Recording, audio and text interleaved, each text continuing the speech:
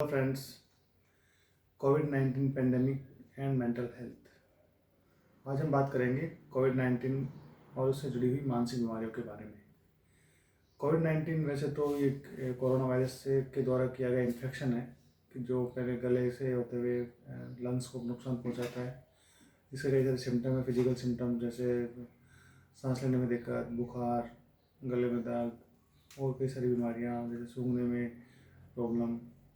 लेकिन कोविड-19 पेंडेमिक के साथ साथ जो बहुत सारी प्रॉब्लम आई है वो उसके इर्द गिर्द जो चीज़ें जुड़ी हुई है उसकी वजह से आई है। जैसे पूरे विश्व में आर्थिक मंदी आ गई है, लॉकडाउन रहा है, लोगों के धंधे ठप हो गए हैं, सोशल डिस्टेंसिंग की वजह से लोग मिल नहीं पा रहे हैं, अपनी बात आपस में कह नहीं पा रहे हैं, बच्चे स्कूल नहीं जा पा रहे हैं, जो बूढ़े लोग थे, वृद्ध है, वो ज़्यादा खतरे में हैं, वो अपने परिवार से दूर रह रहे हैं या परिवार से बात नहीं कर पा रहे हैं। इस वजह से मानसिक जो संतुलन बिगड़ा है सोसाइटी का या इंडिविजुअल लोगों का परिवारों में, उस वजह से ये मानसिक बीमारी भी एक तरह से इसको अपन मान सकते हैं। इसकी वजह से आदमी का जो दिनचर्या है, जैसे नॉर्मली नींद आना, खाना खाना, भूख लगना, एक स्वभाव में एक ईजीपन वो ख़त्म हुआ है।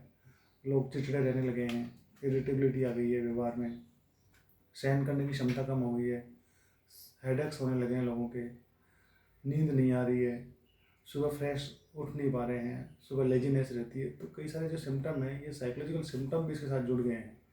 तो ये सिम्टम उनको भी है जिनको बीमारी नहीं है, उनको भी है जिनको बीमारी होने का डर भी नहीं है, लेकिन फिर भी वो एक अनिश्चितता है कि सब जॉब लगेगी नहीं लगेगी, जॉब चली गई है वापस आएगी नहीं आएगी, आर्थिक अपनी स्थिति जो खराब हुई है, पहले जो अपन कमा रहे थे उतना कमा पाएंगे कि नहीं कमा पाएंगे, अपना जो नुकसान हुआ है वो नुकसान की भरपाई होगी कि नहीं होगी, अपन आगे बढ़ेंगे तो जो सोच रखा था पहले वो कर पाएंगे कि नहीं कर पाएंगे। तो जो अनमेट नीड्स है जो लोगों को मिल नहीं पा रही है वो उसकी निश्चितता भी नहीं कि आगे क्या होगा क्या नहीं होगा, उस वजह से लोग ज़्यादा परेशान हैं। इसलिए मैं कहना चाहूँगा दोस्तों कि ये बीमारी है पेंडेमिक, एक टाइम बिंग के लिए आई है और जब बीमारी आई है तो इसका अंत भी होगा और निश्चित रूप से होगा।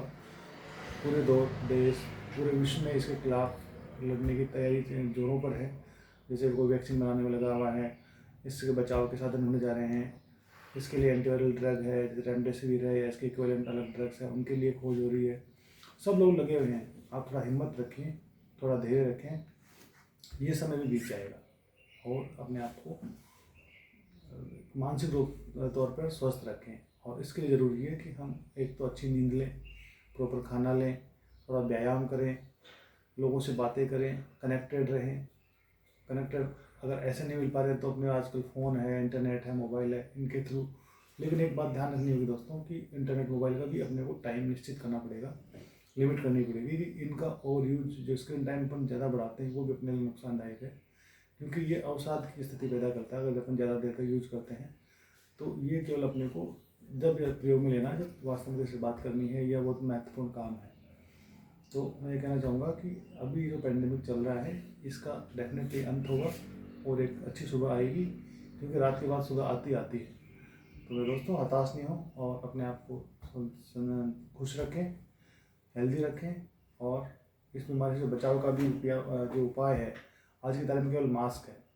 तो मास्क लगा के निकलें, घर से बाहर निकले तो, लोगों से मिले तो दूरी बना के रखें और खुशियाँ फैलाएं, हेल्प करें और एक दूसरे से कनेक्टेड रहें। Thank you.